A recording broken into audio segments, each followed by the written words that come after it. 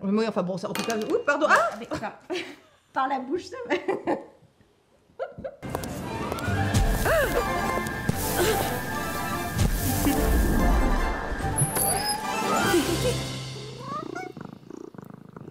Bonjour à tous, je suis ravie de vous retrouver aujourd'hui avec une invitée de choix. Alors les chiens ont déjà établi domicile sur nos genoux, voilà, sont accueillants. Voilà, Rosita est ravie.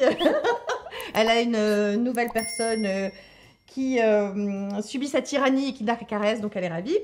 Alors écoutez, vous la connaissez déjà, Dr Roquet. On avait déjà fait une vidéo ensemble. Oui. Voilà, on avait ensemble, déjà parlé un petit peu des désagréments en fait.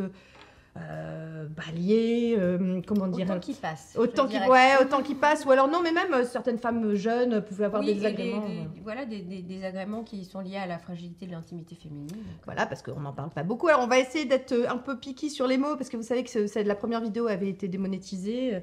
Donc dès qu'on dit un mot un peu particulier, c'est compliqué. Donc on va essayer de tourner un peu autour du pot avec intimité, tout ça. Enfin, on va essayer. Oui, puis si elle est démonétisée, tant pis. On espère au moins que vous en tirerez quelques informations. Mais aujourd'hui, on est là pour parler ménopause. Elle fait une musique. Voilà, exactement là. La psychose. Ce mot qui fait peur, ce mot qui est français, hein, qui date du 19e siècle. Charles de Gardanne. Charles Gardanne, on en avait déjà parlé, voilà, qui a conceptualisé le vocable. Et toute... En soi, ça n'a rien en plus de grossier ou de caricatural. C'est la pause des ménarches, donc l'arrêt des ménarches. Point final, c'est un état de fait. Bah super, voilà. On voulait commencer par ça. C'est quoi la ménopause? C'est l'arrêt des règles. C'est l'arrêt des règles, voilà. On voulait axer cette vidéo. Alors évidemment, le docteur Roquet est là pour aider les femmes qui rencontrent des troubles et on en parlera. J'ai récupéré toutes vos questions sur Instagram, donc on en parlera, mais moi je voulais aussi qu'on ratisse un petit peu, même si on avait réussi à le faire, ratisse un petit peu sur le plan culturel et par exemple voir que dans d'autres pays, il n'y a pas cette vision aussi très très péjorative. Voire plutôt qui donne un rôle même plus important que les femmes l'ont tout au long de leur vie dans certaines cultures. Exactement, pour certaines d'ailleurs c'est le second printemps par exemple au Japon, c'est comment... C'est plus poétique, c'est déjà. Joli. C'est déjà plus simple. Ça n'existe pas le mot ménopause. Ça commence, il paraît, parce que la culture occidentale arrive un petit peu les perse. Les Américains, c'est les plus nombreux. Les anglo-saxons utilisent aussi, évidemment, ça se lisse et ça commence à être un peu partout. Mais il y a quand même beaucoup de cultures où ça reste un impact négatif, mais il y en a où c'est aussi positif. En Inde, qui n'est pourtant quand même pas le pays le plus féministe du monde, les femmes peuvent avoir un rôle après, non pas politique, mais voilà, dans l'administration de la cité, tout qu'elles n'ont pas avant. Parce qu'elles sont dégagées justement de l'impureté. L'impureté des règles. Voilà. C'est qu'il y a l'autre pendant, c'est que quand on a nos règles, on est impur, donc ça n'est pas beaucoup plus glorieux. Non, très glorieux. C'est eux qui le disent. Hein, voilà. Quand je le dis, c'est... Non, mais on essaie de ratisser, voilà, un petit peu culturellement parlant, dans d'autres pays, comment ça se passe. On avait listé quelques trucs, hein. Moi j'ai quelques notes.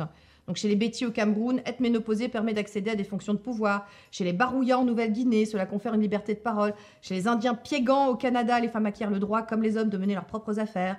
Bon, alors écoutez, on a commencé déjà sur les chapeaux de roue. Bam, bam, bam, que d'infos. Moi, ce que je voulais que vous veniez parce que déjà, vous êtes un médecin ami des femmes.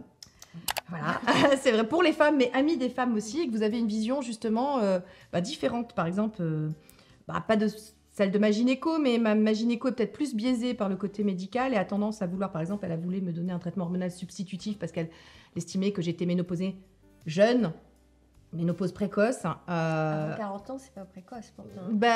Selon elle, avant 50, c'était quand même un peu, et que j'avais des risques. Elle m'a fait parler des 3 grands spectres que sont l'ostéoporose, Alzheimer, les risques cardiovasculaires. Et c'est vrai qu'à chaque fois que j'ai pu rencontrer un médecin, par exemple, à 45 ans, j'ai fait un bilan cardiologique. Les deux. Et je me souviens que le cardiologue m'a dit « Attention, ménopause, faudra faire attention, votre cœur... » On a l'impression que c'est... Le kraken, c'est hyper anxiogène, je trouve. C'est très anxiogène. J'avoue que moi, je n'arrive pas bien à comprendre. Et puis que votre gynécologue ait autant voulu vous convaincre, alors que c'est plutôt... pas forcément à raison non plus, l'inverse que l'on voit, beaucoup de médecins qui ne veulent plus prescrire de traitement depuis cette fameuse étude américaine WHI qui a fait plus de mal que de bien, qui en plus ne correspondait pas du tout à nos pratiques européennes, pas les mêmes genres de médicaments. C'est ça aussi, il y a une part de culturel. Par exemple, en Belgique, quand je racontais à mon ami Pierre, voilà, ses parents sont médecins, donc en Belgique, et il me disait, mais je ne comprends pas comment vous fonctionnez, vous, en France. Pour nous, tu n'as pas de symptômes, tu vis bien le truc, il n'y a pas besoin de te supplémenter, en fait. Mais pour nous, c'est ça aussi, finalement. Enfin, pour ceux qui s'y intéressent un peu, et je sais pas, mon idée n'est pas de critiquer les autres, oui, bien sûr. On ne prendrait pas un médicament si on n'est pas malade. On ne se lève pas tous les matins en prenant du Doliprane. Mais j'en reviens donc justement à cette idée que la ménopause, maintenant, je l'ai entendu chez les Américains par exemple, la ménopause serait une maladie. On médicalise en fait cette période de la vie des femmes pour, certaines, pour des raisons économiques. Peut-être. Big Pharma. Je ne sais pas quelle est la raison, mais en tout cas, ça n'a pas lieu d'être. Autant il n'y a pas lieu d'interdire, sauf contre-indication particulière, la prise de traitement. Ça a aussi été le cas. Ça a été arrêté complètement. C'est ça. Alors voilà, la grande question, parce que j'ai récupéré vos questions et tout tournait autour de ça. Alors, pour ou contre les THS? Il n'y a pas à être pour ou contre. Il n'y a pas à être pour ou contre. Il n'y a surtout pas à être contre. Oui. Et oui, si la dame en a besoin, c'est-à-dire si elle souffre,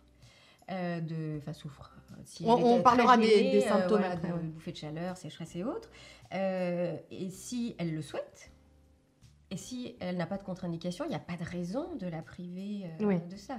Ce qui est intéressant, c'est qu'il y a de plus en plus de consultations spécialisées autour de la ménopause, y compris dans les CHU qui sont organisés et qui font... Ah, c'est vrai? Oui. Ah, ça, c'est bien. Ça. Faut se renseigner, alors ça, les filles, parce que si ça existe, moi, je suis preneuse, justement, parce que ce qui est très compliqué, c'est les informations. J'ai eu aussi pas mal de retours qui disaient, c'est vrai qu'on n'en parle pas.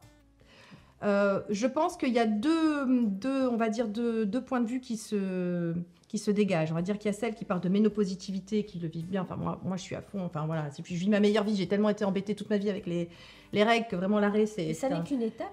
Ça n'est qu'une étape, mais alors quelle étape? Pour tout vous dire, actuellement, ma fille est dans sa chambre. Nous sommes un jour où elle doit être au lycée. Elle a de la fièvre, elle a ses règles. Elle est dans un état... Je la plains. Moi, c'est derrière moi la pauvre petite, quoi. Voilà, bon, je l'ai gardée évidemment, mais je trouve que les règles c'était tellement embêtant que moi c'est vraiment une libération. J'ai de la chance aussi, j'ai pas de symptômes, mais donc il y a ce côté, ce discours-là. Mais c'est pas que c'est de la chance. C'est ça qui est terrible. Ah oui. Ah voilà. C'est que oui, bien sûr, vous êtes chanceuse de. Non mais si. Mais c'est pas le plus souvent n'est pas l'horreur. C'est comme toutes les situations, le plus bruyant, parce que c'est ce qui reste à l'esprit. Toutes les dames n'ont pas de douleur pendant les règles. Oui. Pour la ménopause, c'est la même chose. Et bien justement, j'ai eu plein de questions qui disaient « je n'ai pas de symptômes, est-ce normal ?» L'idée que la ménopause, c'est forcément, ça va être terrible, ça va être vraiment le kraken sorti de sa grotte, on va souffrir de la mort, voilà. C'est un truc, alors que non. C'est un truc normal, un peu plus banal. Comme si vous dites vous êtes enceinte. Non, mais moi, j'ai pas eu de nausée, j'ai pas vomi. Est-ce que c'est normal? C'est pareil. C'est fou, hein, c'est marrant. Comme on s'imagine que forcément, on va devoir en passer par tout un tas de désagréments. Je trouve ça assez... Oui, puis alors, dire qu'il y en a beaucoup. Oui. Et alors, pareil, du coup, celles qui souffrent, elles trouvent que... la médecine n'est pas toujours apte à répondre à leur... Elle ne trouve pas de solution. Alors, quelles sont les solutions? Moi, j'ai eu énormément... Alors, je vais vous dire les 3 trucs qui se sont dégagés, les filles, qui vous angoissent, on va dire. Parce que c'est angoissant. Le poids, la prise de poids. Toutes les questions, c'était est-ce que la prise de poids est évitable? Oui, au prix d'efforts. Voilà. Alors, il faut faire un peu plus d'efforts. Voilà. Alors, après, il faut savoir si on a envie de les faire ou pas. Et elle est... En tout cas, elle est programmée comme telle, malheureusement, parce qu'à la ménopause, on a son métabolisme basal qui s'abaisse. Donc, le nombre de calories qu'on brûle... Et pourquoi le métabolisme s'abaisse? Je sais pas, c'est comme ça. C'est parce que c'est les œstrogènes? Non, c'est les œstrogènes. Ouais. Mais en effet, si on ne veut pas prendre de poids et que la morphologie change, il faut être voilà. Pourquoi la graisse serait partie différemment? Parce qu'il y a des femmes qui m'ont dit, moi j'étais déjà bien pourvue des seins. Elle dit c'est pire que tout. Et pourquoi? Alors ça, c'est difficile à dire. En tout cas, ce qui est certain, c'est qu'il y a une répartition de la graisse vers l'abdomen. Ouais, d'accord. Et alors, est-ce que c'est une graisse dangereuse, celle-là? Plus, est-ce qu'il faut faire? Non, pas nécessairement. C'est juste le corps qui... C'est juste le corps qui change. Et donc, si on veut garder à peu près sa silhouette... faut faire plus d'efforts. Voilà. Après, c'est ce qu'on a envie. Changer un peu son alimentation. Ah oui, voilà, le sucre, il paraît. Le sucre, par contre, ça va directement... vaut mieux éviter. Voilà. Bon, le sucre, de toute façon, pour la glycation, vaut mieux éviter pour la peau. Et puis, évidemment, pour le poids. Voilà. Donc, protéines. Bon, donc ça, par exemple, des petits cannelés, il faut éviter. mais bon. Protéines, légumes. Ouais, protéines, légumes. Et surtout, la protéine, c'est important parce qu'on a aussi ce qu'on appelle une sarcopénie, c'est-à-dire une diminution de la masse musculaire. Donc, il faut avoir Puis de toute façon, l'activité est importante. Enfin, l'activité physique pour muscler, pour que les muscles, en bougeant, vont tirer sur les os, donc vont provoquer aussi la synthèse de nouvel os. Ouais, c'est ça, pour éviter l'ostéoporose, du coup, qui est donc le fameux... Toute notre vie, on a deux phénomènes, c'est d'ostéoclasie, d'ostéoplasie, c'est-à-dire que l'os, il se détruit, il se reconstruit, mais pendant la ménopause, avec la chute des hormones, c'est plutôt le versant qui... affinage qui augmente. Donc sur le poids, alors j'ai aussi eu plein de questions sur des alternatives naturelles et ça vous me disiez j'ai plein de compléments alimentaires. Alors les enfants, alors on pourra pas faire de pub, mais notez notez bien, le docteur Oki a des solutions. Donc bon, la première chose, c'est ça, il y a le traitement hormonal substitutif qui peut aider et retarder tous les effets, y compris sur la prise de poids, les effets péjoratifs. Oui, alors voilà, qu'est-ce que ça peut faire en fait quand cette prise d'hormones, voilà, parce que j'espère que vous l'avez compris, il n'y a pas à être pour ou contre, c'est du cas par cas, il faut en discuter avec votre gynéco, votre médecin. Voilà, la ménopause, c'est l'arrêt des règles et la chute drastique des hormones. Et nos hormones, elles nous servent tout au long de notre vie, à la fertilité et à la qualité de notre peau, la qualité de nos os. Elles nous protègent aussi du risque d'athérome, du risque cardiovasculaire. On va retrouver une quantité d'œstrogène dans le sang qui est plus proche de ce qu'est la sécrétion naturelle avant la ménopause. Donc ça va combler tous les manques. Ça va juste venir compenser. Voilà, ça va équilibrer. Voilà. Okay. Équilibrer. Alors on parle beaucoup des œstrogènes, mais évidemment il faut aussi toujours penser à la progestérone. Parce que, à condition d'avoir toujours son utérus. D'accord. Si on n'a plus son utérus, il n'y a pas besoin, et surtout pas besoin de progestérone. D'accord. Ah oui, parce qu'il y a plein de femmes aussi qui me disaient, maman, on m'a enlevé l'utérus, post-cancer, donc j'ai été ménopausée de façon artificielle aussi. Donc d'accord, si on n'a plus d'utérus, pas de progestérone. Voilà, parce qu'en fait, le fait d'être ménopausée quand on a enlevé l'utérus, on a juste les règles qui se sont arrêtées. D'accord. Si nos ovaires fonctionnent, on n'est pas ménopausée. D'accord. C'est un peu... Oui. Donc, d'où l'intérêt d'être suivi, bien suivi, d'en parler, d'initier un dialogue avec son gynéco. Donc, on parle de la progestérone. On m'a posé la question, progestérone naturelle ou progestérone synthétique? Il y a du pour et du contre pour les deux. Pour les deux. En tout cas, si on a toujours son utérus en place, il est indispensable de prendre de la progestérone. Parce que les œstrogènes vont... En fait, ça reproduit un peu nos phases de cycle naturel. La première phase avant l'ovulation s'appelle la phase folliculaire. On a l'endomètre qui va commencer à grossir, à s'épaissir, ce qui va être maintenu après par la progestérone pour accepter l'embryon, pour la mutation. D'accord. Là, si en fait on donne que des œstrogènes, on va avoir la muqueuse utérine qui va commencer à grossir, et c'est là qu'on a un risque de développement de cancer de l'endomètre, qui est pallié par la prise de progestérone qui va refaire diminuer. D'accord. Donc si on a... C'est l'excès d'œstrogène qui... Voilà, sans le contrebalancement, c'est toute histoire d'équilibre comme pour tout, sans le contrebalancement de la progestérone qui peut favoriser le cancer de l'endomètre. Bien entendu, si on n'a pas d'utérus, on n'a aucun risque de cancer de l'endomètre, puisqu'on n'a plus d'endomètre. Donc il n'y a non seulement pas d'intérêt à prendre la progestérone, mais il y a un petit risque d'augmentation du risque de cancer du sein. Donc, ça n'a vraiment aucun intérêt de faire les choses en réfléchissant. La grande peur de ces traitements hormonosubstitutifs, c'est justement les cancers. Vous parliez tout à l'heure de cette étude américaine d'il y a 20 ans. Alors, depuis, elle a été nuancée. Mais enfin, voilà. Et c'est vrai qu'on entend tellement tout. Elle a été nuancée, mais elle a vraiment mis un coup d'arrêt. Ce qui est dommage, parce que du coup, il y avait des femmes qui auraient pu être soulagées des symptômes qu'elles avaient. Alors, si j'ai cru comprendre... Bon, j'imagine que c'est du cas par cas, que c'est un gynécologue. Voilà, on n'est pas là pour faire des consultations, mais il y a une fenêtre de tir, c'est ça? Il faut prendre le traitement dès le départ. Dès le départ, d'accord. Et pas sur non plus beaucoup d'années? Pas sur beaucoup d'années non plus, 5 à 10 ans selon les dames. En général, on donne 5 ans, mais si l'arrêt du traitement, c'est absolument insupportable, on peut c'est ça. Un ça dépend des symptômes. Sous réserve d'une surveillance assidue et de bien faire, mais en tout cas... Il faut prendre le traitement tout de suite pour qu'il puisse être convenablement efficace et parce que c'est si on le prend en retard, et c'est ce qui était beaucoup étudié, ce qui était le cas des patientes de l'étude WHI. Donc, elle aurait eu un intérêt, c'est de nous montrer que si on le prend plus tard, c'est là qu'on va avoir une augmentation des risques de cancer. D'accord. Quand on commence 5, 6 ans, 7 ans après la ménopause. D'accord, ok. Mais imaginons, je suis ménopausée là, dans quelques années, parce que moi, vous le savez, je vous renvoie à ma vidéo. Hein. Voilà, moi j'étais officiellement ménopausée, puis j'ai eu une résurgence folliculaire. Voilà. Et normalement, pour de nouveau l'officialisation du truc, il faut que j'attende encore. 12 mois sans règles. Il n'y a pas de prise de sang, rien du tout. Ouais, alors, et justement, il y a celles qui m'ont dit qu'est-ce qu'on fait à 2 jours de l'anniversaire officiel, ça revient. Enfin bon, ça c'est la nature. On n'est pas ménopausée. Et moi, c'était plus cru. Moi, 571 jours. Hein, voilà. Ça, et c'est arrivé. Voilà. Donc, il y a autant de ménopause que de femmes. Ça, c'est important de le rappeler. Il y a autant de ménopause que de femmes. Donc, c'est pour ça que c'est difficile de dégager, on va dire, des tendances. Mais il y a quand même des tendances. Et puis, après, de trouver des solutions, c'est plus compliqué. Mais donc, je voulais revenir sur le fait qu'effectivement, l'officialisation au bout de 12 mois, et c'est moi maintenant qui ne sais plus ce que je dis. Quels sont les traitements? Le brain fog. Ah ouais, alors ça, voilà. Moi, j'ai pas de symptômes, mais ça, je trouve que je décline beaucoup. Vous voyez, intellectuellement. Ça, c'est l'excès d'hormones quand on est enceinte ou mais j'ai l'impression d'être enceinte en permanence. Ça, c'est quand même un problème, quoi. C'est un ensemble de choses. Il y a plus de fatigue, on dort moins bien. Pas trop, non. Ça va. Trop peut-être. Peut-être. Donc, vous l'aurez pas la suite du truc, je ne sais plus. Mais le sommeil. Ça, c'est revenu beaucoup.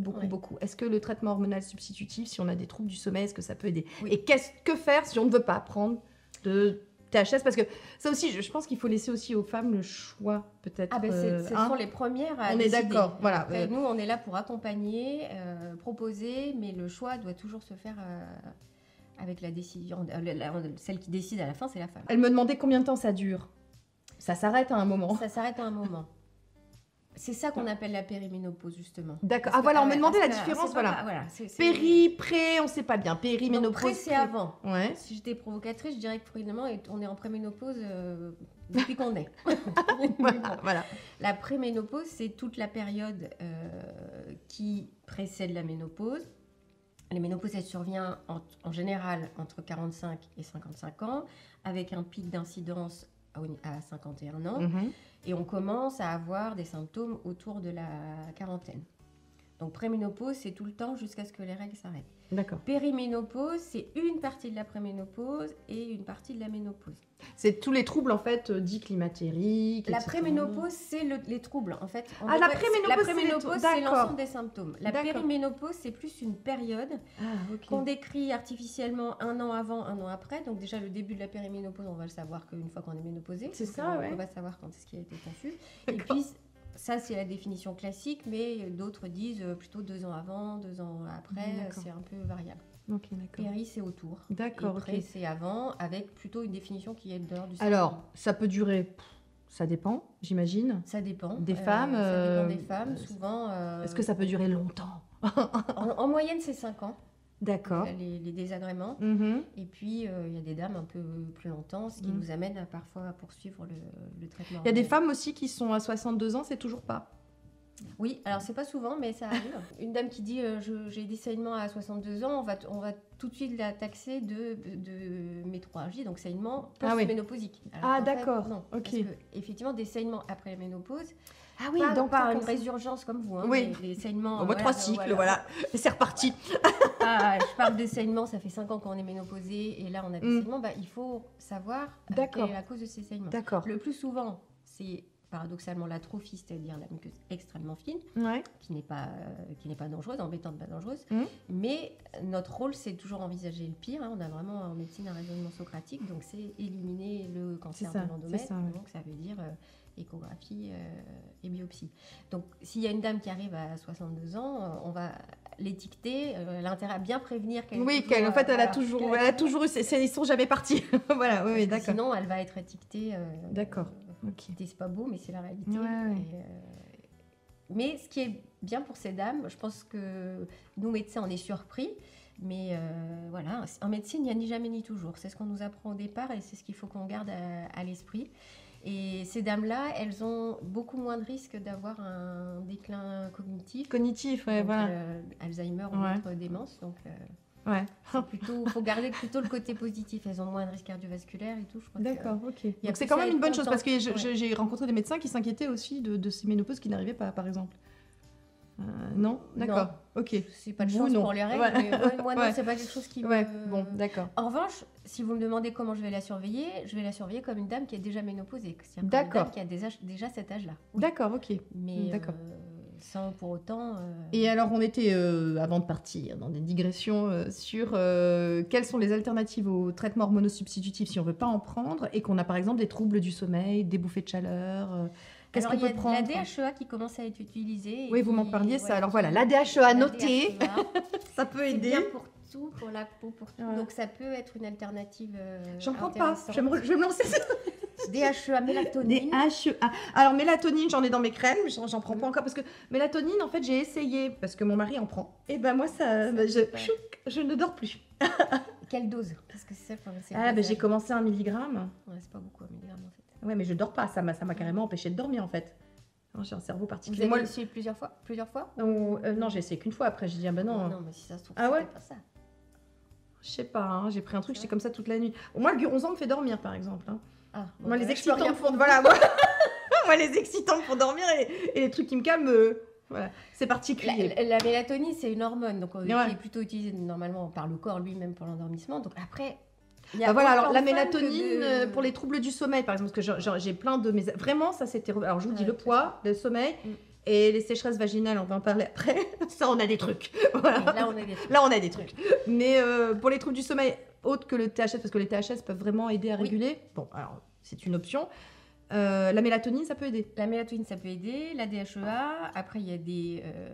Alors, quel dosage, du coup, pour la mélatonine ? On commence petit, on commence 1 milligramme ? On commence petit et on augmente et on peut aller jusqu'à combien ? 5. 5, ok. C'est pas super médical, ce que je viens de dire. Ouais, non, mais... De toute façon, dans les compléments alimentaires, c'est pas... on tente, on voit, est-ce que ça marche Les 5 mg, souvent... J'ai une amie, moi, qui a pris de la mélatonine, elle me dit, ça m'a sauvée, parce que justement, après mon mari, tout ça, elle me dit, mais merci, je redors comme un bébé. Donc, bon. Et moi, j'en ai pas peur. Je veux dire, ma fille, elle a 12 ans, elle a eu un moment où c'était, son sommeil était compliqué. Elle dit qu'elle prend sa mentoline et pas la mélatonine, mais ça lui fait beaucoup de bien. Et il y a vraiment un effet d'endormissement. Puis, il y a différentes mélatonines. Il y a aussi la manière dont elle est dissoute et absorbée. D'accord, il faut quel genre de mélatonine si c'est des difficultés d'endormissement, il faut celle qui a de dissolution rapide. Et si c'est plutôt on a tendance à se réveiller. Ah oui, parce que c'est les réveils nocturnes, d'accord. Ah, il y a plusieurs types de mélatonine, retenez. Trouvez celle qui se dissout facilement. C'est d'accord. En fonction... Oui, parce que ça dépend, les troubles ne sont pas les mêmes. Il y a celles qui ont le réveil nocturne typiquement à 3 heures et qui n'arrivent pas à se rendormir. Et puis il y a celles qui ont des difficultés d'endormissement. Voilà, donc ça ne va pas apporter la même réponse à tout le monde. Et oui. Après, c'est l'hygiène de vie. Se fatiguer avec du sport, manger plus léger le soir, éviter tout ce qui est excitant et à partir de 15h, limiter le thé. Le café et tout ça, pas comme moi. Moi, le café me fait dormir. C'est ça, vous préparez déjà votre nuit. Moi, je prépare des nuits. Voilà. Et puis après, il y a des compléments alimentaires. Il y a le gâtillier, l'avourage, le houblon. Alors, je ne parle pas de bière, mais c'est très bon pour la peau. J'ai pas une recette. Oui, il faut tester. Il faut tester, et il faut voir si... Deviens ton hormone boss. Moi, je dis toujours deviens ton skincare boss, mais deviens ton hormone boss. Il y a des trucs qui marcheront. Sur certaines, je sais que le gâtillier, c'est revenu. Plus d'une fois, beaucoup de femmes me disent que ça les soulage, notamment dans les troubles climatériques. Moi, j'adorais le pycnogénol, par exemple. Je me dis peut-être qu'en fait, si je n'ai aucun symptôme, c'est grâce à ça. Je suis tombée sur une étude à un moment. C'est possible. Bon, alors voilà. Bon, j'ai changé depuis pour le N-acétyl, le cystéine, pareil. Je me dis, c'est peut-être ça. Alors, peut-être que non, peut-être juste, j'ai une ménopause. C'est pas dans la tête, c'est pas l'effet placebo. Ouais. Mais il est certain qu'en prenant soin de soi, en se lançant dans une démarche à essayer d'améliorer, on entre dans un cercle vertueux. Et forcément, on dort mal, on est irritable, on est stressé quand on a l'impression d'être hors contrôle. Là, en faisant son chemin soi-même... En prenant du temps pour soi et en se faisant, effectivement, en étant dans une espèce d'action sur sa santé ou pour sa santé. D'action et d'écoute, ouais. Enfin, une prise en charge holistique un petit peu. Exactement. Voilà, donc il y a effectivement le côté technique de la médecine et tout, mais il y a tout ce corollaire aussi, effectivement, intellectuel, mental. Qui, c'est pas dans la tête, c'est pas... Mais de se mettre dans une démarche de relaxation, de méditation, si on aime bien, parce que les stress, ce serait ridicule, il n'y a pas de recette. Non, non. Ouais. Et petit à petit, on trouve la recette qui convient à faut soi-même. Tester, faut essayer. Voilà. Après, si vraiment c'est extrêmement handicapant, parce que... Voilà, il y a des femmes qui rencontrent vraiment des troubles terribles. On parlait de sommeil, etc. Dépression est revenue, la dépression. Beaucoup de femmes très déprimées en fait à cette période-là, et que je pensais qu'effectivement, si on a une image négative de cette période-là, peut-être que ça arrange pas le côté. Le mauvais vécu globalement, il va acutiser l'ensemble des symptômes. Ouais. Que ce soit les bouffées de chaleur, les douleurs pendant les rapports et autres. C'est bien sûr, on va le vivre avec beaucoup plus d'intensité. Et donc, l'irritabilité, la fatigue, les troubles de l'humeur qui sont générés par ce changement hormonal, eh bien, si c'est extrêmement mal vécu, mal attendu et pas préparé, eh bien, effectivement, ça va être des dames qui vont aller plus facilement vers une dépression. Alors, ça dépend de la fragilité. Est-ce qu'on peut se préparer à ça, justement? Il y a beaucoup de femmes qui demandent comment anticiper au mieux, comment s'y préparer, comme si c'était vraiment... on va prendre le choc, serre les abdos. Moi, je crois que la première chose, c'est simplement l'acceptation. Oui, l'acceptation, mais s'informer peut-être aussi. Ah bah oui, parce que le savoir, c'est le pouvoir. On est d'accord. Donc, c'est s'informer de ce qui peut arriver. Oui. Que savoir que c'est pas une fatalité. Que c'est pas une fatalité, qu'on va pas forcément avoir tous les... Comme quand on est enceinte. On peut avoir qu'un symptôme, brain fog, hein, oui. Voilà, par exemple.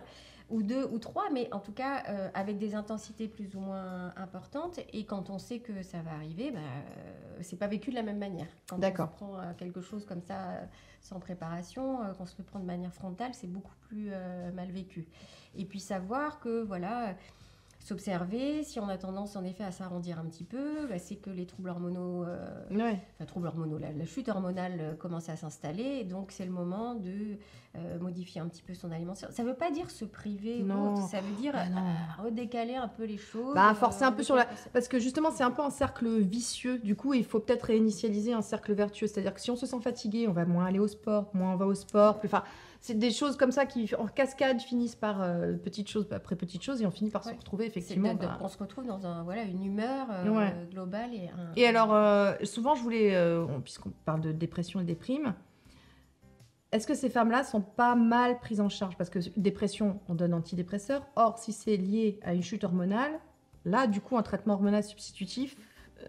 le traitement hormonal substitutif va avoir. Faudrait pas passer à côté d'un début de ménopause en fait et mal diagnostiquer le truc. Tout à fait. Voilà. Mais toutefois, le traitement antidépresseur, il est en complément. D'accord. Il a aussi une utilité sur l'anxiété, on accepte mieux les choses quand on est plus armé. Il ne doit pas être systématique, bien entendu, mais en tout cas, faut pas non plus. Penser que c'est une... Il ne faut pas être dans le rejet non plus. Voilà, il ne faut pas le rejeter non plus. Ouais. Donc, savoir que ça va arriver, ça paraît bête, mais... et se dire que ça peut nous arriver à 42 ans, 43 ans, 45 ans, ou à 55, on ne sait pas. Les grandes sœurs, les mamans, les tantes, c'est parfois... il y a une 50% d'hérédité. Super, parce que j'ai eu la question, est-ce qu'on tient de sa mère? Souvent oui, mais c'est comme tout. C'est que 50% d'hérédité. D'accord. Okay. Et il y a ni jamais ni toujours, comme toujours. Et surtout, il y a tout ce qui est facteur environnemental. D'accord. Donc, du style, quand on vit au milieu de la vigne avec des perturbateurs endocriniens, ça va être différent. Ouais. Quand on a subi des traitements pour telle ou telle raison, bien sûr. C'est pareil. Alors, on a abordé troubles du sommeil, on a abordé... Attendez, je regarde un petit peu les questions qu'on nous avait données sur les troubles sur lesquels on voulait agir. Les bouffées de chaleur, ça reste aussi quand même un truc... bon, alors pareil, traitement hormonosubstitutif, mais est-ce que du coup, les phytoœstrogènes, puisqu'elles m'ont parlé du soja...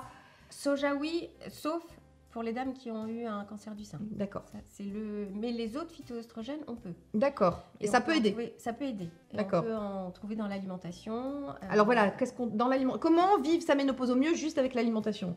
Des lentilles, des fèves, des légumineuses. Les légumineuses contiennent des phytoœstrogènes et aussi beaucoup de protéines. Parce qu'on disait il faut complémenter en protéines. Donc sa petite entrée, je sais pas, une salade de lentilles, une soupe de lentilles ou autre. Ouais. Pas mal du tout. Ouais. Et puis, j'ai une petite astuce qui n'est pas du tout médicale, s'habiller de manière à faire un gros petit col roulé. Voilà, le truc que tu peux enlever et hop, tu peux le remettre discrètement. J'aimerais aussi qu'il y ait un regard bienveillant entre femmes. Et que il y a une compète. Moi j'ai remarqué qu'il y a une compète sur la ménopause. Bon, il y a une compète tout le temps, mais il y a une compète sur la ménopause, c'est un truc de fou. Ah non, moi non. Ah non, moi non. Je suis fraîche et jeune comme une. Oh déjà. Vraiment. Non mais vraiment. Mais alors pourquoi? Parce que c'est la femme se réduit à sa fonction reproductrice ou vous voyez, je sais, c'est presque un sujet de société. Oui, c'est un sujet de société et j'ai du mal à savoir. Alors je parle à ma petite échelle de personnes, hein, même pas de. Oui, bien sûr. C'est qu'est-ce qui est le pire dans pas le vécu, mais la manière dont on aborde la ménopause, le patriarcat ou les femmes avec elles-mêmes, je crois que c'est envers les autres. Alors moi déjà, je vais vous dire, kiff, hein, mais je vais vous dire, les femmes en tant que groupe social, j'y crois pas du tout. Il y a des femmes, il y a celles qui sont dans la sororité, celles qui sont qui sont amies des femmes, et puis il y a celles qui sont dans la compétition, et qui vont saquer. Et puis c'est pareil chez les hommes. Le patriarcat, il y a des connards et il y a des gens. Oui, tout à fait. Mais je veux dire dans le côté. Oui, qu'est-ce qu'il y a de pire Qu'est-ce qu'il y a de pire? Les hommes, pour eux, c'est pas un sujet. Ils s'en foutent. Ils veulent pas le savoir. C'est pas. Quand même, ça les intéresse à un seul moment, c'est quand. Quand la sexualité. Allons-y, parlons-en. Les désagréments, donc la sécheresse vaginale à cause de la chute hormonale. De la chute hormonale, voilà. Et donc, en effet, il peut y avoir une fragilité des tissus. Alors, on m'a parlé, certaines me disent c'est une douleur sans nom. C'est cactus au milieu du. À l'intérieur, c'est horrible. Mais c'est. Il y en a, elle m'a dit moi j'ai un cactus en permanence. Que faire? Alors là, docteur Roquet. Alors là, ça c'est votre partie. Ma partie.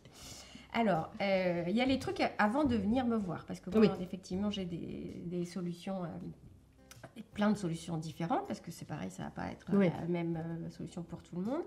Ce que l'on peut commencer par faire, et ça dès qu'on sent qu'on commence à avoir des gènes et des irritations, consulter pour être sûr qu'il n'y ait pas une infection, un truc.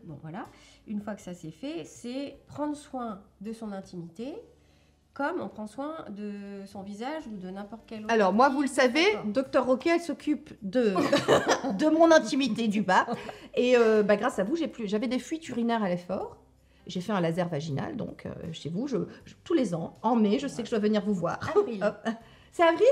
C'est avril, pardon. Ça va mieux que moi, donc c'est avril. L'autre fois, vous avez dit que c'était juste. Alors oui, c'est vrai, vous avez raison. Ah, ça dure 11 mois, c'est vrai. Donc avril, il y a une séance annuelle d'entretien. C'est 3 premières séances la première fois, à raison d'un mois d'intervalle.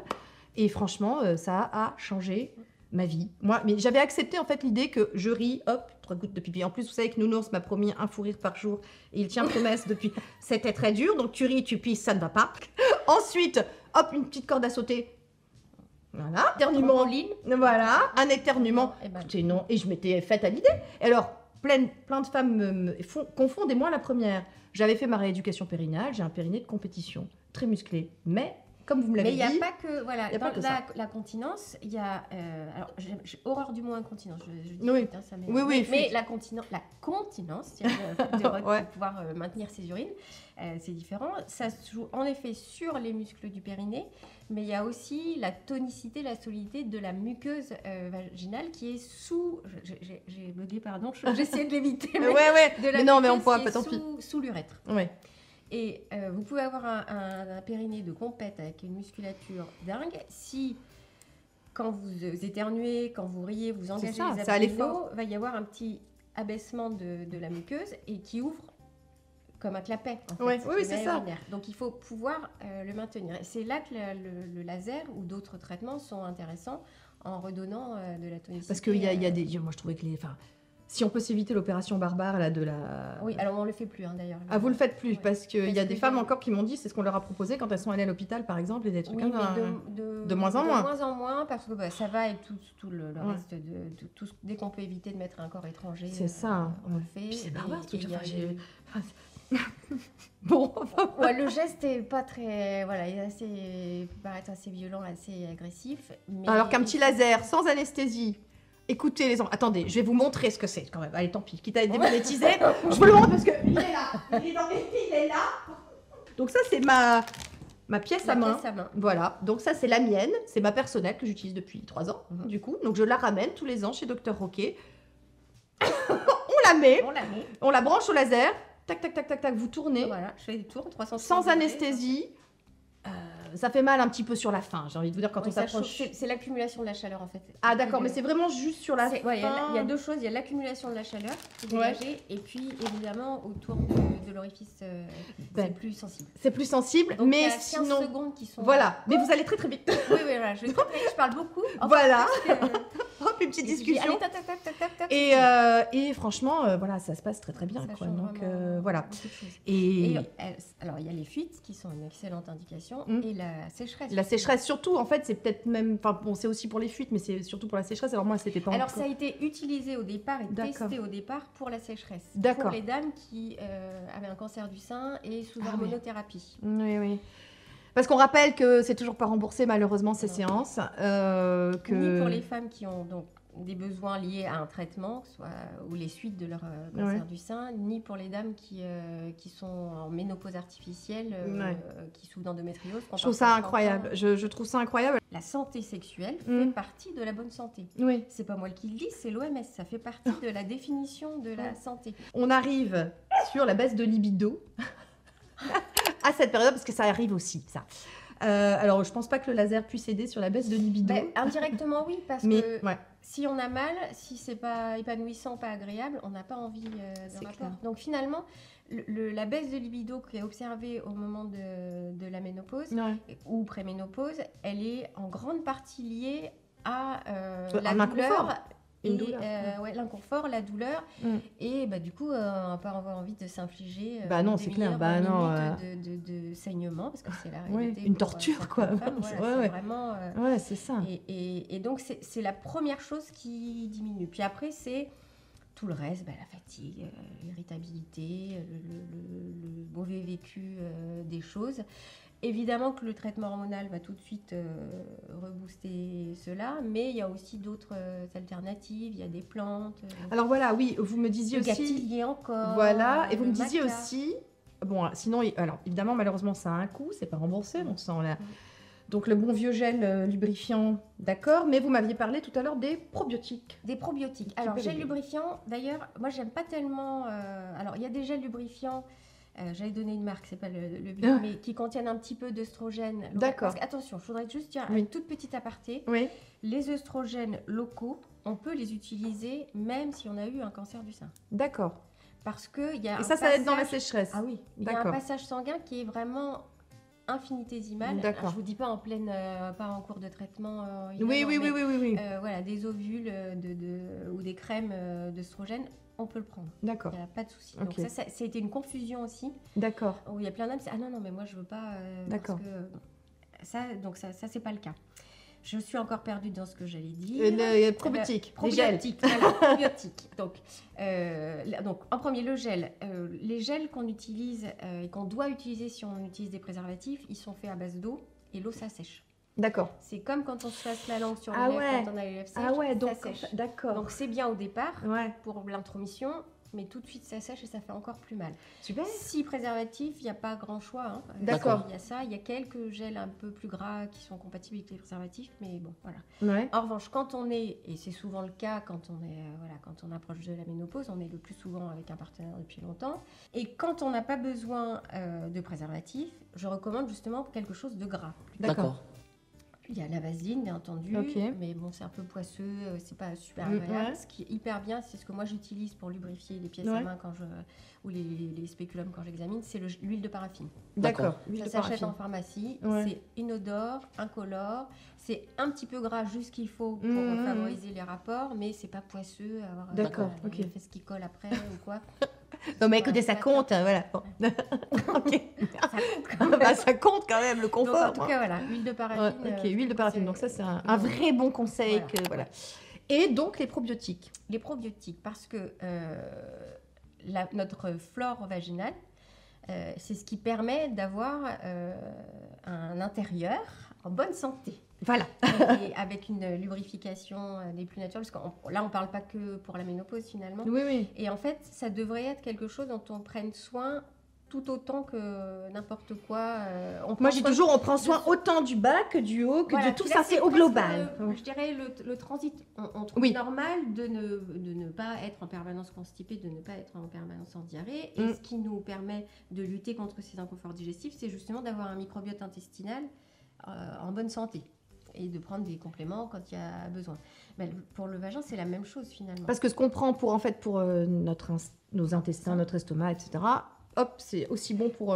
C'est aussi bon, et c'est même l'intestin qui est le réservoir des lactobacilles. Du vaginaux. Oui. D'accord. Bon, à la fois par un passage entre les muqueuses, mais aussi parce que, évidemment, l'anus et l'orifice vaginal, c'est pas loin, donc il y a une migration. D'accord. Oui, ça je l'avais vu avec Marie Drago, qui est pharmacienne et qui a une marque justement de cosmétiques dédiée, enfin tout autour du microbiome, etc. Et qui nous a expliqué en fait effectivement que pour la flore vaginale, ça venait de... Oui, ça vient des intestins. Voilà. Enfin moi je vous ai connue par le laser, je fais le laser, ça me va, donc pour mes fuites urinaires, etc.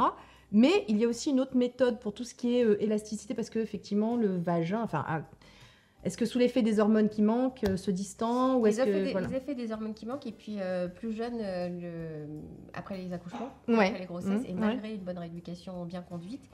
Moi, je suis restée longtemps avec uniquement le laser. J'ai décidé d'agrandir mon panel de techniques. En plus des injections, ça on a pas parlé exactement d'ailleurs, c'est vrai que je vous en dise un petit mot. Bah oui. Donc il y a le laser que vous avez bien décrit et qui est un super technologie qui change la vie. En tout cas, c'est vraiment c'est vraiment ce qui ressort de la bouche de mes patientes à chaque fois. Mais il y a comme tout, on répond pas toutes de la même manière, et surtout. Au-delà de ça, il y avait deux situations où je trouvais que c'était du mieux, c'était pas rien, mais c'était pas suffisant. Mais ça n'avait pas été suffisant, d'accord. C'est la laxité vaginale, c'est-à-dire le vagin élargi, que ce soit le temps qui passe ou les accouchements. Et par conséquent, ou en même temps, la diminution des sensations sexuelles. Donc ça, j'ai trouvé. D'accord. Et à cause d'un manque de laxité, on peut avoir moins de sensations. Trop grande. Trop grande laxité et trop grande cavité vaginale. Okay. Alors, en effet, il y a des indications à refermer la cavité vaginale, et ça, quand c'est vraiment très très large, il n'y a que la chirurgie qui peut le faire. Mais si on peut se l'éviter. Si on peut se l'éviter. Voilà. C'est comme on parlait pour la chirurgie pour les fuites ou faire autre chose. Et donc, il y a une technologie qui est toute récente, qui est toute récemment utilisée pour la gynécologie, tout comme tout le reste, elle est utilisée depuis super longtemps et pas très très longtemps depuis la...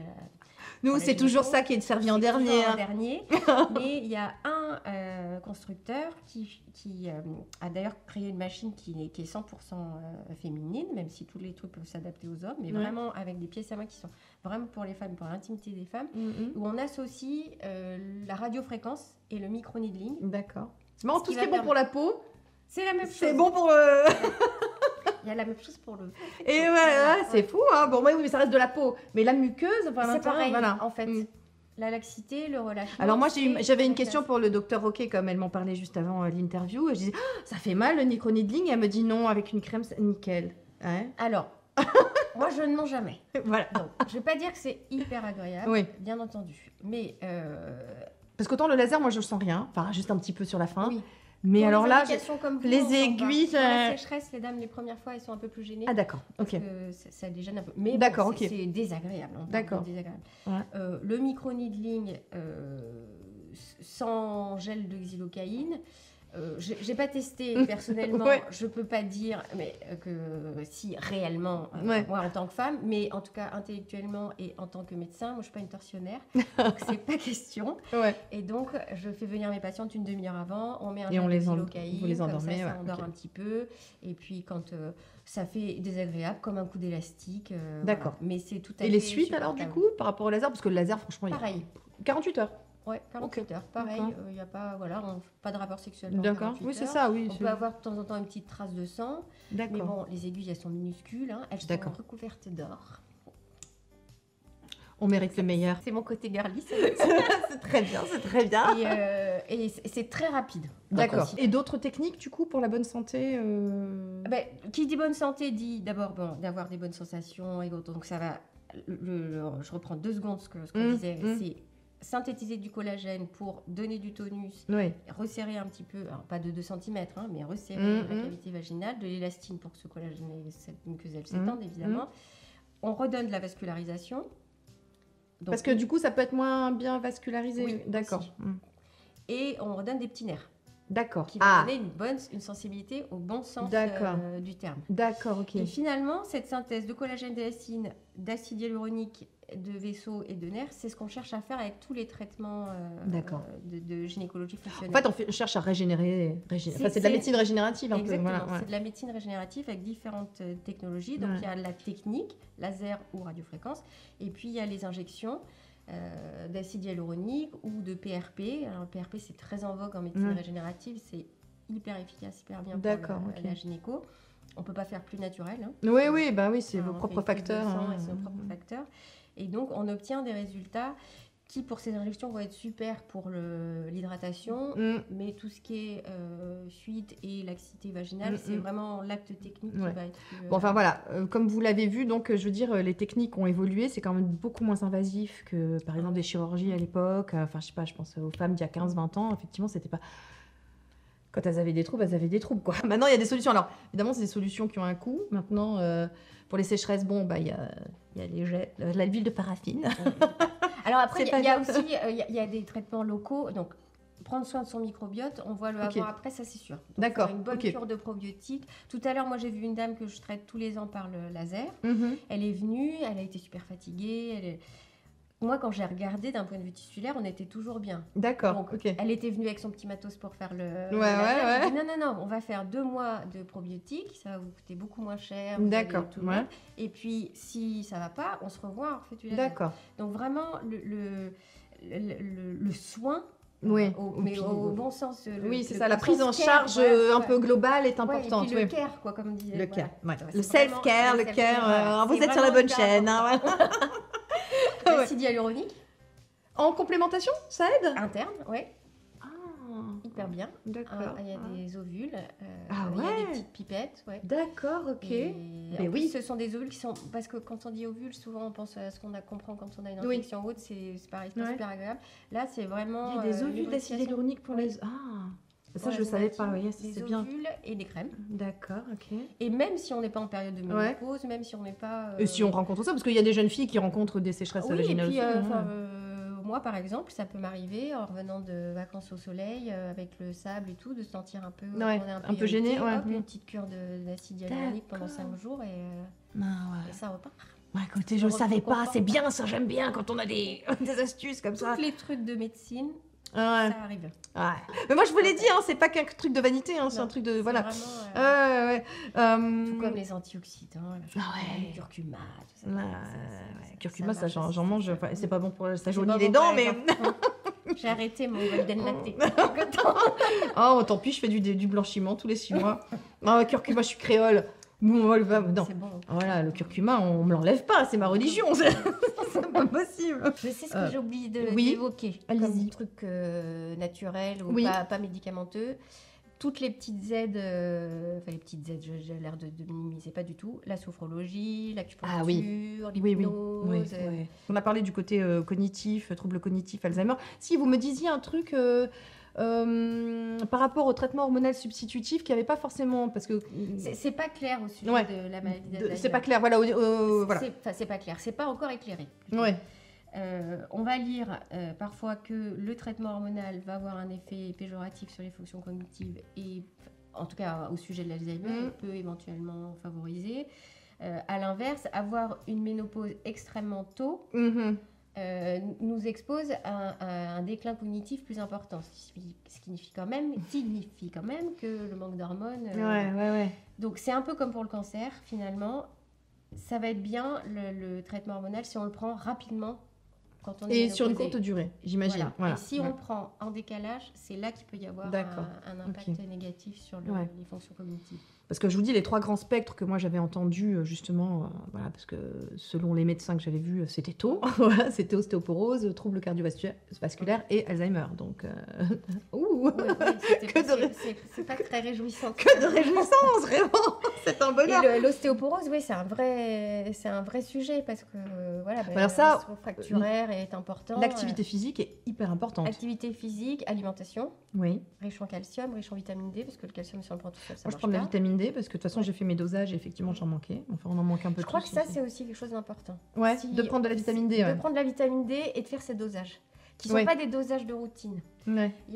Non, j'ai dû les faire. Enfin, j'ai demandé spécifiquement. Évidemment, c'est jamais remboursé par la sécu, ces trucs-là. Mais c'est important de le faire. Comme dans des moments de grande fatigue, tout court ou autour de la ménopause, je pense qu'un bilan, si on a la chance de pouvoir se le permettre, de rechercher des choses un petit peu plus pointues. Donc le calcium. Donc, le calcium, voilà, c'est à faire un dosage aussi, à faire un dosage et puis en mettre beaucoup plus dans l'alimentation.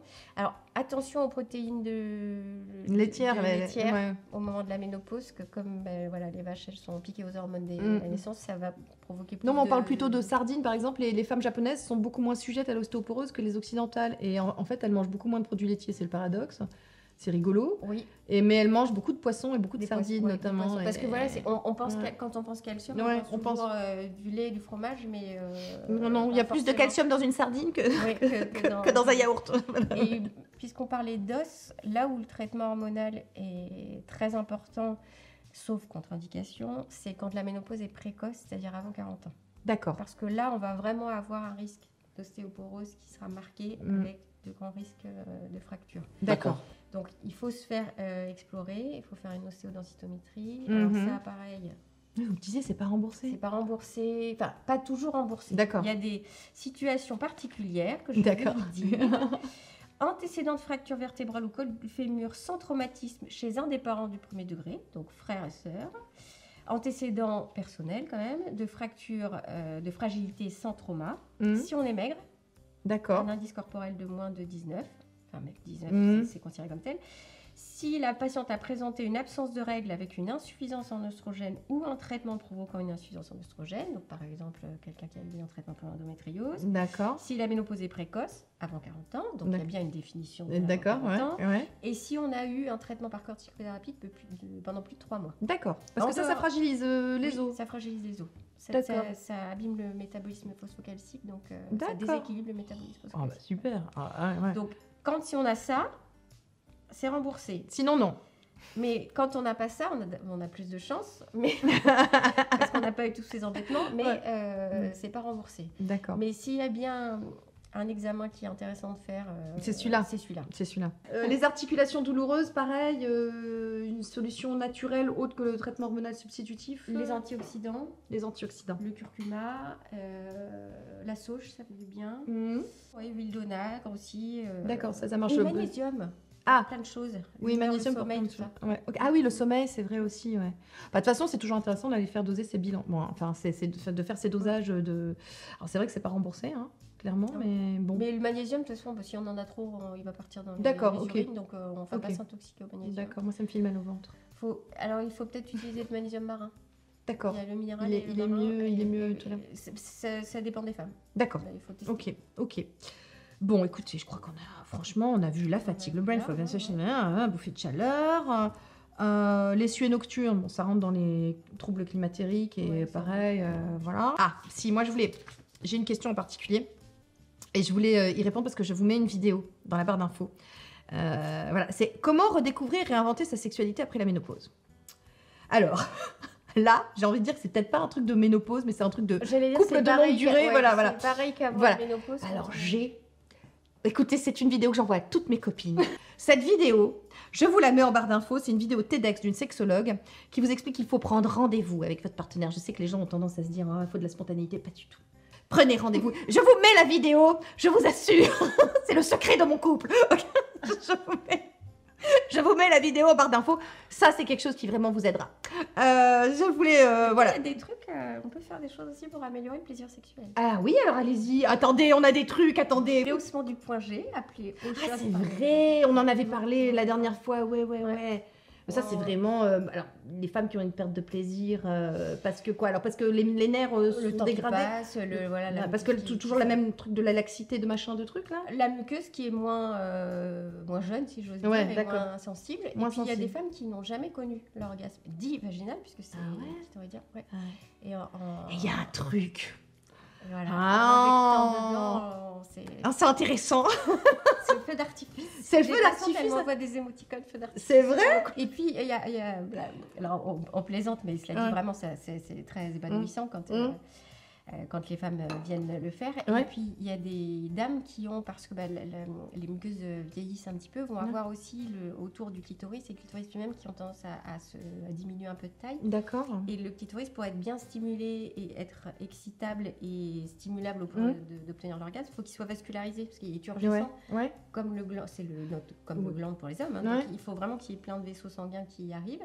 Et c'est ça qui est perdu aussi avec le temps qui passe, le vieillissement, la carence hormonale. Donc, en réinjectant du PRP. Oui, là, carrément, là, oui, on le régénère. De croissance, et donc, on va régénérer les vaisseaux sanguins et la peau autour pour que ce soit plus, c'est bien, ça. sensible. On se très très bien. Écoutez, il y a des trucs à faire, voyez. Et puis là, c'est pareil, c'est cercle vertueux dès lors bien sûr. Faut pas renoncer à ça, parce qu'il y a une sorte de renoncement aussi. Il y a plein de femmes qui... Moi, alors, par exemple, je le vois pour le skincare, par exemple, un truc tout bête. Tout commence par le skincare, vous savez, avec les cosmétiques, c'est politique. Non, mais c'est vrai qu'ils disent, non, ça y est, c'est fini, de toute façon, ça y est, c'est tombé, c'est trop tard. Voilà, un renoncement, vraiment, en fait, il ne faut jamais renoncer. Et une bonne santé sexuelle, tout le monde le dit, c'est aussi une bonne santé. Après, sans se mettre la pression. Oui, après, il ne faut pas se mentir. Voilà, attention. Quand on 30 ans avec le même homme, c'est ça va, ça vient. Le désir, c'est fluctuant, voilà. L'autre jour, je parlais avec une dame qui m'a dit, qu'est-ce que vous donneriez pour un podcast et qu'est-ce que vous donneriez comme conseil? Alors, il y a la sororité, mais il y a la bienveillance envers soi-même. Oui. Il y a un moment, bon, il faut accepter, non pas que tragiquement que tous d'élite, mais au contraire que de temps en temps, on est un peu moins bien, et que ça va faut se pardonner, c'est ce que je dis toujours, faut se pardonner. Faut être indulgent avec soi-même. C'est vrai. Et c'est très bien parce que moi je voulais terminer sur un truc aussi. Alors c'est bien, on a parlé de la ménopause, j'espère qu'on a dédramatisé la chose, qu'on a réussi à répondre, chaque problème a une solution. Il n'y a pas de problème, il n'y a que des solutions. Effectivement, on peut rencontrer des troubles, mais que c'est pas une fatalité, que finalement la normalité ça n'existe pas, il n'y a pas de normes, voilà. Mais moi, je voulais aussi terminer sur l'idée que c'est pas la peine de se mettre la pression, de se dire je vais réussir ma ménopause. Voilà, parce que ça peut être aussi de nouveau. Alors, moi, il y avait un bouquin dont je vous avais parlé à l'époque, c'est La maternité à l'ère de la performance. J'ai envie de dire la ménopause à l'ère de la performance, c'est pareil. Ne vous mettez pas la pression, voilà. Puis on peut s'aider un peu parce qu'on va tout passer par là. Donc, en plus. Quand on voit une collègue en réunion qui commence à se sentir pas bien, enlever son gilet, on peut peut-être nous lever pour entrouvrir la fenêtre. Moi, je trouve que l'humour est une arme formidable. Par exemple, moi, quand j'en ai fait quelques fois des bouffées, je fais excusez-moi, j'ai une bouffée de chaleur. Justement, ça dédramatise. J'ai tendance à tout assumer très très haut et très très fort. Il y a des âmes qui peut-être un peu moins, c'est vrai. C'est vrai que moi je suis un peu du style à mettre les pieds dans le plat, mais c'est vrai. Il y a des femmes qui ne vont pas. Mais on peut effectivement être. Je sais pas, moi si je. Être dans l'entraide. On dit rien, on ouvre un peu la fenêtre. Je trouve que ça c'est vrai. fait partie des coups de pouce qu'on peut se. Et puis c'est vrai que l'idée du compagnonnage aussi. Moi j'aime beaucoup ce compagnonnage entre femmes aussi. On se prend par la main. Moi, j'ai plein de femmes plus âgées dans ma communauté qui, justement, sous mes vidéos où je parle de la ménopause, qui sont là, qui disent « mais ça va bien se passer », vous savez, qui vous prennent par la main un peu, qui sont pleines de positivité et je trouve ça, et de bienveillance, et je trouve que ça, c'est chouette. Je vous remercie, toutes celles qui sont passées par là, qui m'ont laissé des messages encourageants et tout, voilà. Et il paraît que la ménopause devient trendy. Ah bah oui, vous savez, il y a des... les quinquas deviennent trendy, la ménopause. La Fashion Week. Mais, exactement. Donc, écoutez, c'est pas un problème. Il y a des stars du cinéma. Qui ont pris la parole sur ça, qui au contraire, au lieu de le vivre comme une honte et de ne pas le dire, de le cacher, au contraire, l'affichent haut et fort et l'assument, même si le mot est nul, mais en tout cas le disent, et s'en foutent, voilà. Et je trouve ça chouette. Oui, je pense que c'est une bonne chose. Et puis, je crois véritablement que l'acceptation va venir si toutes les femmes en parlent, sans tabou, que les informations passent pour beaucoup de choses. Il y a beaucoup de femmes qui ont l'impression de perdre aussi le bénéfice qu'elles vont avoir avec leurs amis, parce que ça, on n'en parle pas. Ah ouais? Non, faut pas. Ah ouais. Il y a vraiment, c'est le tabou, l'oiseau de mauvais augure. Ah bon, écoutez, les enfants, on s'arrête là. On a beaucoup parlé. Je crois qu'on a ratissé large. Donc, écoutez, merci beaucoup. Merci, Docteur Roquet. C'était un plaisir, vraiment, comme d'habitude. Merci. Je suis toujours ravie de partager. Écoutez, c'était éclairant. J'espère. Savoir, c'est le pouvoir. Exactement. J'espère qu'on a pu répondre à pas mal de vos questions. Il y a certainement plein d'autres choses, mais je transmettrai les questions. Avec plaisir. Puis peut-être que voilà. Et puis vous pouvez m'écrire aussi directement. Voilà, exactement. Je réponds pas toujours tout de suite, mais je suis pas trop lente normalement. Puis... Bon, je mettrai votre Instagram, c'est là où voilà, je mettrai votre Instagram dans la barre d'infos. Si cette vidéo vous a plu, parce que l'algorithme ne va pas aimer, parce que vous savez, on a dit des trucs, voilà. On a dit des gros mots. Voilà, on a dit des gros mots. Donc alors, petit pouce s'il vous plaît, merci. Abonnez-vous à votre bon cœur, monsieur, dame. Rejoignez la team Mazo.